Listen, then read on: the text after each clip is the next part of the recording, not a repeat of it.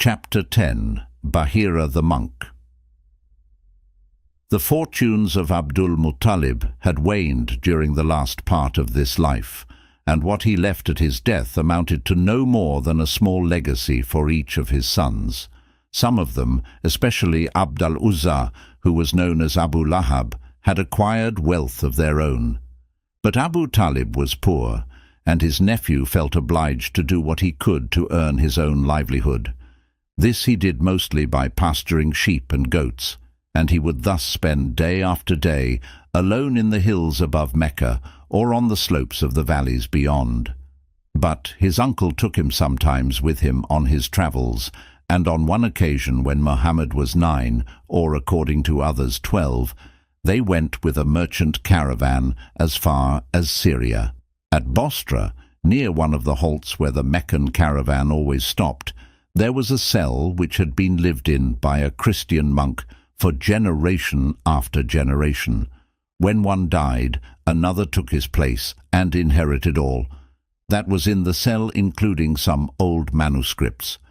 Amongst these was one which contained the prediction of the coming of a prophet to the Arabs. And Bahīrà, the monk who now lived in the cell, was well versed in the contents of this book, which interested him all the more because, like Waraka, he too felt that the coming of the prophet would be in his lifetime. He had often seen the Meccan caravan approach and halt not far from his cell, but as this one came in sight, his attention was struck by something the like of which he had never seen before. A small, low-hanging cloud moved slowly above their heads, so that it was always between the sun and one or two of the travellers. With intense interest, he watched them draw near. But suddenly, his interest changed to amazement, for as soon as they halted, the cloud ceased to move, remaining stationary over the tree beneath which they took shelter, while the tree itself lowered its branches over them, so that they were doubly in the shade. Bahīrà knew that such a portent, though unobtrusive, was of high significance. Only some great spiritual presence could explain it, and immediately he thought of the expected prophet.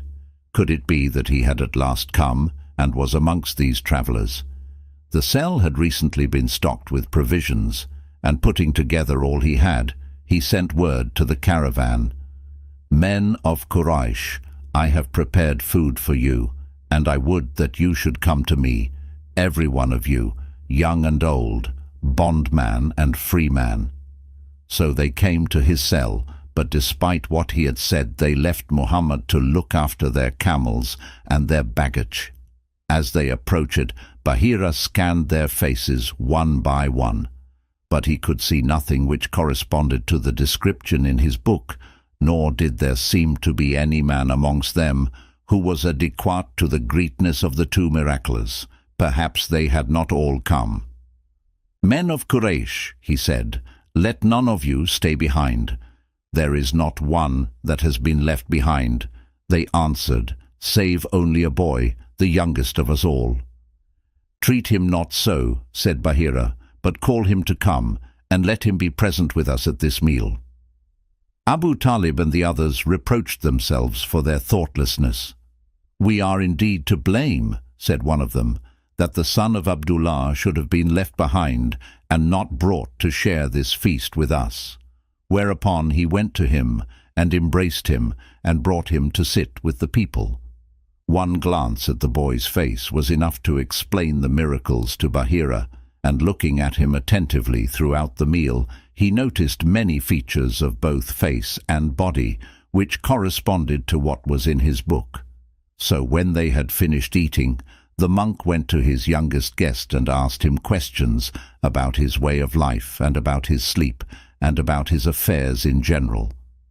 Muhammad readily informed him of these things, for the man was venerable and the questions were courteous and benevolent. Nor did he hesitate to draw off his cloak when finally the monk asked if he might see his back. Bahīrà had already felt certain, but now he was doubly so, for there, between his shoulders, was the very mark he expected to see, the seal of prophethood, even as it was described in his book, in the selfsame place. He turned to Abu Talib. "What kinship hath this boy with you?" he said. "He is my son," said Abu Talib. "He is not your son," said the monk. "It cannot be that this boy's father is alive." "He is my brother's son," said Abu Talib. "Then what of his father?" said the monk. "He died," said the other, "when the boy was still in his mother's womb." "That is the truth," said Bahīrà. "Take your brother's son back to his country and guard him against the Jews. For by God, if they see him and know of him, that which I know, they will contrive evil against him. Great things are in store for this brother's son of thine.